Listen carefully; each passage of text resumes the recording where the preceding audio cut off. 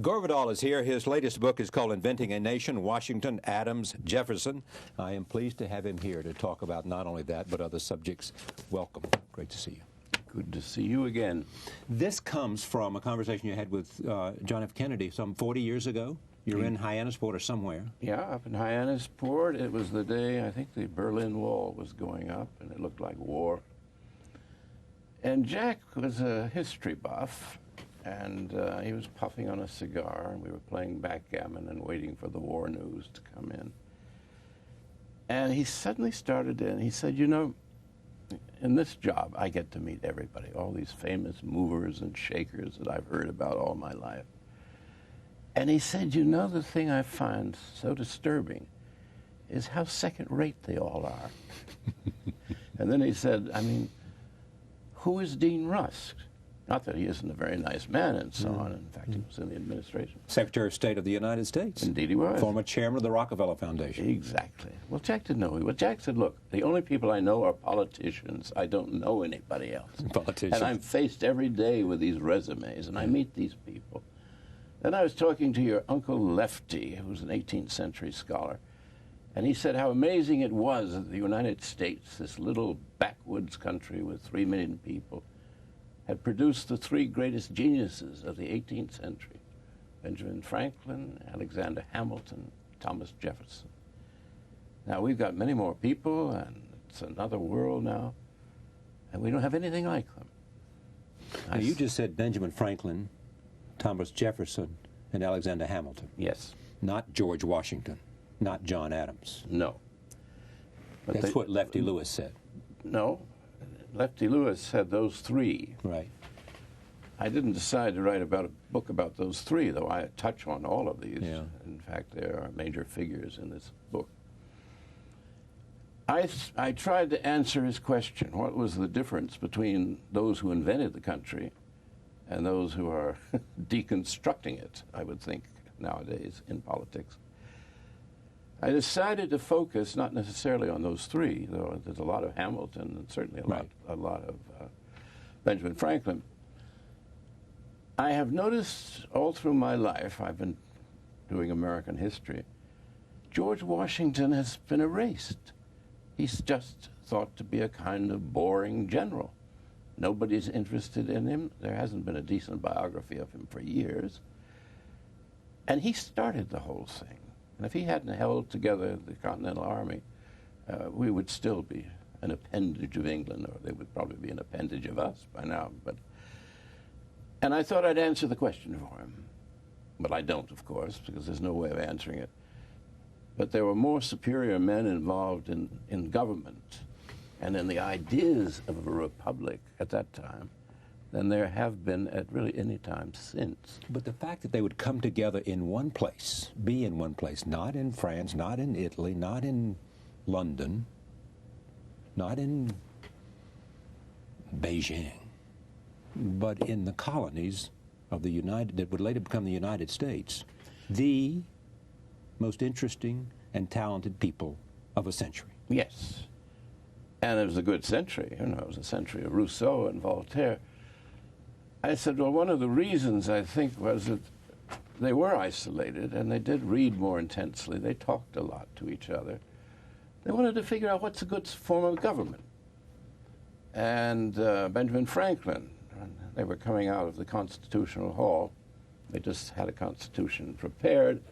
And an old lady said, well, Dr. Franklin, what kind of a country are you going to give us? And he said, a republic, if we can keep it. Yeah. So right at the first moment, as Darryl Zanuck used to say, there was an ominous note. Because he thought that we couldn't keep it, and you believe that he thought that we would end up with despots. Yes, and he made himself very clear. He's never quoted in biographies what he actually said. He said, look, he said, I accept this, he was a delegate, I accept this Constitution with all of its faults because it will give us good government for a while if it's well administered. He said that it is bound to end, as others have before it, in the corruption of the people. And then they can only be ruled by despots Very few historians ever dare quote that full statement of his. Even Morgan, who's a moral you had on your program, he's from Yale, a wonderful biography he did. Even he didn't include that. So I use that as a kind of something ominous in their minds and something that they thought might happen to us. So they have the safeguards. Do you believe that they didn't care about democracy? Of course not. The one thing they hated, well, first they hated tyranny. When we say they, we're talking about like the 7 or 8 founding fathers, or yeah, well, there are about 100, I would say. Those who were at the Constitutional Convention, or yeah, the Constitutional Convention, those who invented the nation, which were very thoughtful men. But they didn't, as a group, care about democracy? Oh, no. It gave them the shivers.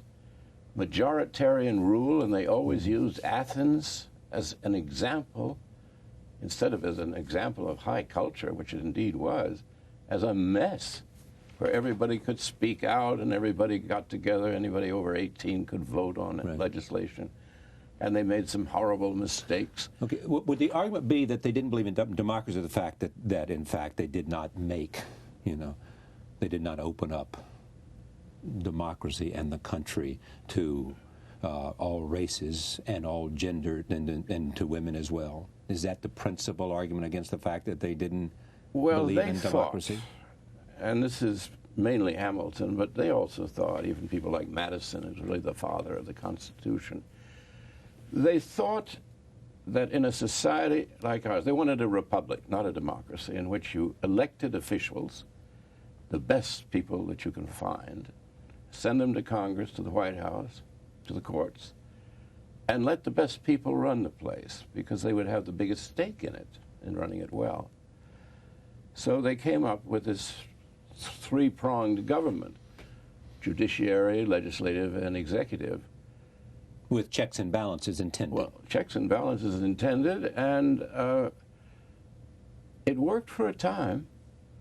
There were always things wrong. I mean, you begin with a society that's based on black slavery, and the South, which was the biggest element in the country, even larger basically than New England, the South was not going to give it up. Jefferson and Washington did not give up their slaves except under duress at times. And there was very little talk of abolition. Simultaneously, we were not terribly friendly to new visitors from other parts of the world. What saved us in a way was British common law, Blackstone, which was, he just published his great legal work, and that we had a good grounding in representative government. And England was liberalizing itself.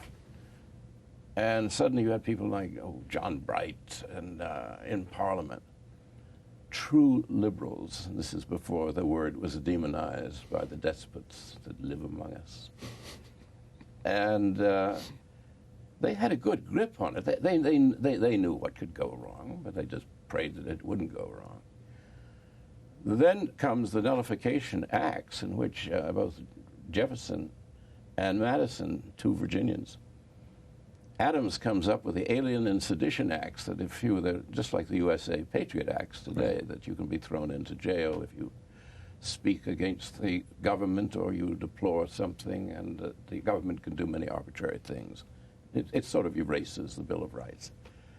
And they felt Jefferson by then as vice president. As vice president to Adams, he's leading a secret movement to get the states to nullify the Alien and Sedition Acts. And he knows that he can be found guilty. The vice president could have been arrested for sedition. Right. And he's quite aware that Adams wouldn't mind doing it. Franklin made a very funny remark about John Adams. He said he's a noble man, he's a good man, a brilliant man. But there are times when he is literally out of his senses. Well, there was Adams, absolutely bonkers during this period. Bonkers meaning what? He was just crazy. Behaving like Genghis Khan, Right. And so Jefferson and Madison went to work to try and nullify the laws of Congress, which, of course, would end the Union. We would no longer have a Union if you said every state can say no to congressional law. You don't have a republic. Well, they got over that one because the Alien and Sedition Acts were abandoned after Adams left office. But that was a close-run thing. Did you like Aaron Burr the most? Was he your favorite of all the people that sort of came together in one way or another to? No, he's the only one that I might have wanted to have dinner with. Why is that? Because he was brilliant. And more brilliant than Jefferson? More brilliant than Hamilton? In his more way. Brilliant than Franklin? Not than Franklin. But Not than Franklin. Yeah, okay. but certainly than the other politicians. He was totally without, in a way he couldn't tell lies. He understood why people did things and their motivations. And he expressed himself beautifully. And he's the one you go to if you want to find out really what happened in the election of 1800 when Jefferson came to power, and he arranged it for him. That's where he was interesting. If the duel had never taken place, would America have been different? No. If Hamilton had lived? Oh, Hamilton was totally finished by the time of the duel. He was totally discredited. He tried to overthrow Adams, who was the head of the Republican Party, as it was then called. And he wanted to be president, but he never could be. And he was looking for a throne in Mexico, like Burr. They wanted to. Napoleon Bonaparte had absolutely unhinged all these guys. They were all about 5'4", just like Napoleon. And these two little guys who were done in politically in America. Vice President Burr is no longer vice president. Right. Secretary of the Treasury Hamilton is no longer in office. He's tried to wreck his own party and his own president. And each of them is talking to Mexican and Spanish officials about the chances of having a coup going down there and taking over Mexico.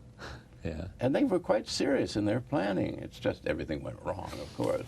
I didn't know until, well, I probably read it before, but was reminded.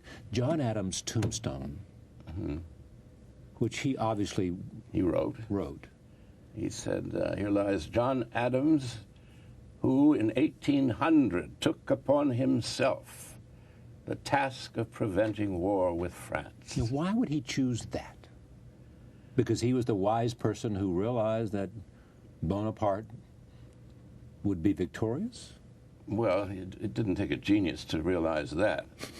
We had no army and no navy, but we had a lot of loudmouths in Congress. Well, so there was a great deal of pressure, and a lot from Hamilton, who saw a war as a chance, because he had the rank of Major General by then. He saw the chance of maybe making himself Emperor of the United States or dictator or whatever came his way. So there was this terrible war party, war with France. And we weren't ready for it. I mean, we couldn't have fought it. Adams went back, and he was president by then, and he went back and forth, and then finally he just said, no, we're not going to have a war. And that gave us some breathing room. Otherwise, we would have been a mess. Our trade, which was just beginning to come to life, thanks to Hamilton, would have been wrecked. We lived off. So there are good things you'd say about Alexander Hamilton. Oh, he's a genius. Absolutely. He was the Lord Keynes of his day. He was the greatest economist that had ever come along. All from a kid brought up in one island, I think it's Nevis, down in the West Indies. And he was a bastard, literally, and brought up by... there was a whole bunch of Jewish refugees on the island.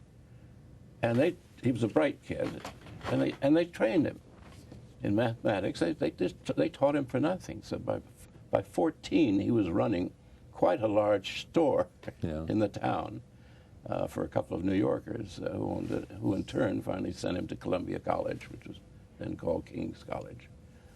No, Hamilton was a superb person, but a terrible character. I mean, he was... Who had the largest ego? I wonder. I would probably say Jefferson, because he had the most imagination.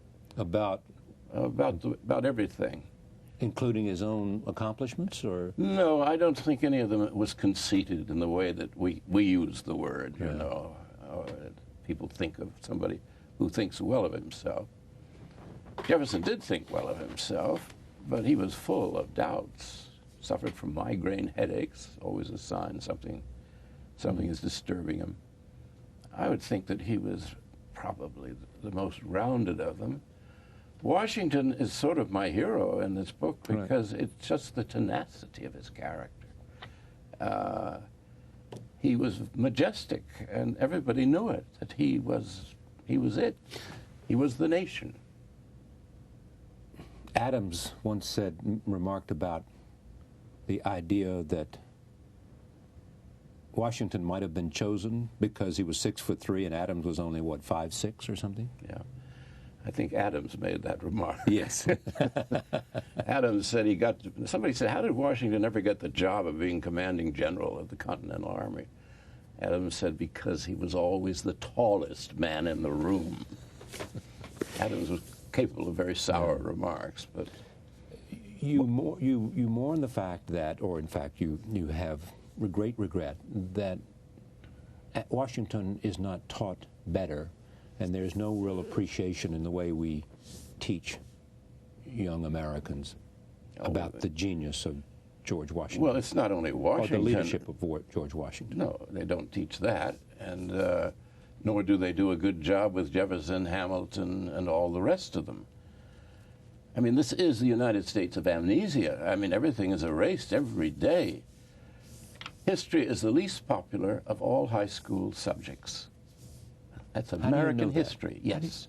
Purdue used to do a yearly study of high school students, seniors, and they just offered which subjects do you like and so on.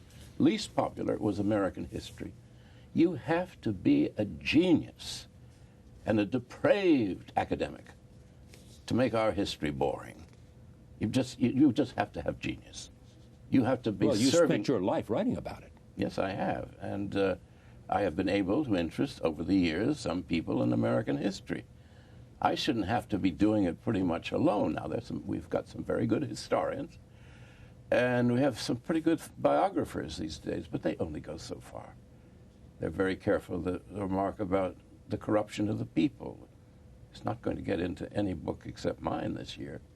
And yet there it is, part of Benjamin Franklin's analysis of our situation. So we have a fascinating history. We have one that was an inspiration to the whole world for a century or two. We're now regarded as a sort of joke nation that has turned violent, maybe gone crazy, and we're held in low regard around the world. Do you think that a different leadership can change that? In fatalistic moments, and these are fatalistic times, I don't think we can change now. I think we are committed to... You think we're on a steep slide into what? Well, despotism. Despotism, a police state, a militarized economy, armies marching into other countries because the president has an intuition that a terrorist might be living on that country's Broadway. Yes. There's going to be more and more of this, and no one will do anything to stop it. What do you love about the country? Well, it's in the book. Its founding fathers? Well, I like them more than the... present leadership. All right, but what is in the book meaning what? Tell me what it is.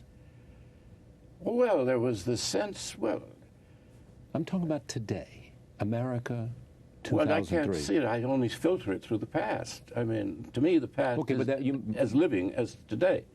If I go around and see the general mess of the environment, I mean, ride what hobby horse you want to ride. There are so many things wrong. We are so busy propagandizing ourselves and trying to conquer the rest of the world and get all that oil and so forth and so on. I believe it's every day a bridge falls down in the United States. The country's in great disrepair. The schools are a scandal. And poverty is at large. We're the richest nation in the world, theoretically, but all the wealth seems to be over here in few hands. Okay, I ask you, what do you love about it? I'll come back to that question. Your criticism is more of what we could have been, and the lost opportunity to build on these men and to build on other people that you have admired in American history, whether it's Abraham Lincoln or Franklin Roosevelt or whoever it might be.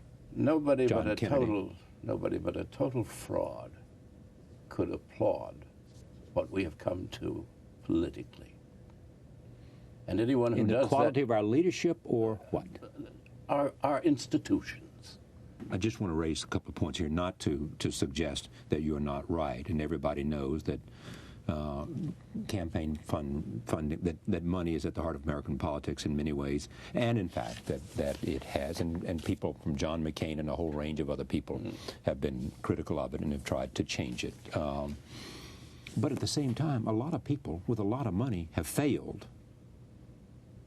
Well, in terms of the political process, so that money alone has not done it. I mean, John Connally would be president. Phil Gramm would have been the Republican nominee. Well, look, they had baggage. John Connally had been a crook, and that baggage was revealed. But John Connally's family would like me to say he was acquitted in a court of law. He was acquitted in a court of law. However, for that acquittal, he lost the presidency. Just because a Rockefeller doesn't get elected the first time doesn't mean that the principle still isn't there. And besides, most of the money is raised by corporate America to put generally its lawyers into the great offices of state. We're in a situation now where every great officer of state, from the National Security Advisor to the Secretary of Defense, are almost all of them in the gas and oil business. Now we're not supposed to say a word about Halliburton because that means we're being, radical. Well, it's pretty obvious what has happened. They say, "Oh, you think there's a conspiracy?" I mean, they get hysterical, I said, no, I don't use that word. That conspiracy means you believe in flying saucers. I said, I believe it's a coincidence that every last one of them, including the beautiful Condoleezza, who was for 10 years, I think it was Texaco, she was on their board of directors, are gas and oil. And what are we doing but stealing gas in the Middle East? Okay, well, let me just, I don't know whether she was on the board of directors of Texaco or not. She was. Okay, I accept your Yes. fact. Do you therefore say that Condoleezza Rice, the National Security Advisor to the President, is simply in her role as Secretary and National Security Advisor carrying the interest of a company she used to be on the board of directors for? Do you have no respect for her integrity, no respect for her sense of self? You are now moving into very mystical territory. I don't think she has any sense of self. I don't know anything about her. But why would you say that? Condoleezza Rice was on the board of Texaco, that she therefore, in her role as National Security Advisor is, quote, whatever you, carrying the interest of Texaco, if that's what you're suggesting. And is that what you're suggesting? And if it is, what is your evidence? Well, the entire administration's behavior in the Middle East is certainly acquisitive of Iraqi oil, particularly of the pipeline that went through Afghanistan and ended up through Pakistan and Karachi. Most of them were involved. There were about 8 of them who are big honchos in the gas and oil business, not to mention our enchanting little president and his statesman-like father. First of all, the father was not that successful in the oil business. Well, of course not. He doesn't know anything about it. He's a fixer. You hire a former president to head up the Carlyle Group. They know about the oil, and they pay you as a flack. I mean, they're publicists. So we have really basically a government of publicists for the oil and gas business at a time when we should be working very hard to shift over from gas and oil to hydrogen or whatever. So, absolutely. Okay, so in other words, we should be much more keen about alternative energy sources. Yes. Clearly, you're right about that. Now, what do you make of the president's recent speech about democracy and suggesting to the Saudis and the Egyptians that they ought to be more interested in democracy than they have been, and that it was... Well, I think their answer is, since the United States has no interest in it for itself, why on earth should we, the odd man out? All right, well, you haven't answered my other question, which is, what is it you love about America other than the Founding Fathers? Well, that's a great deal. That's the heart of the place. Yeah. And if you don't have any reverence for them and their work... But do you find no redeeming value in America today? Dear God, no. Nothing. Well, I suppose... Nothing in terms of, there's no act on the part of this government or the previous Clinton administration, so we're bipartisan here? And you find no redeeming act that suggests a quality of... I'll give you General Eisenhower's response. Oh, is this the military industrial? What? Oh, No. I know. Give me a week to think about it. Give me a week to think about it, yes. I know. Let me make this point. Senator Kennedy has been enormously critical of the president, calling the war fraud. Yet, I guarantee you, Senator Kennedy, having that strong feeling about the war as you do, would have passion for some of the things that America is doing and stands for. And you can't find anything. Well, because there isn't anything much good that is going on, Charlie. It is nefarious, to use your word, what we are doing with our secret police, like the CIA, what we're doing to Americans and their rights with USA Patriot Act. We are not doing anything very good for our own people. Now that, to me, in terms of the welfare and the health care and the education and everything else. You can look at the Founding Fathers and talk about the genius, the question that was raised here in this book, Inventing a Nation, Washington, Adams, Jefferson. You can also say, some will argue the same thing about great music. We haven't had a Beethoven, we haven't had a Bach, we haven't had a Mozart, they will say. Why was that? John Philip Sousa? I gotta go do a show. All right. Gore Vidal, Inventing a Nation. Thank you. Gore Vidal. Glad to see you, Charlie. Thank you for joining us.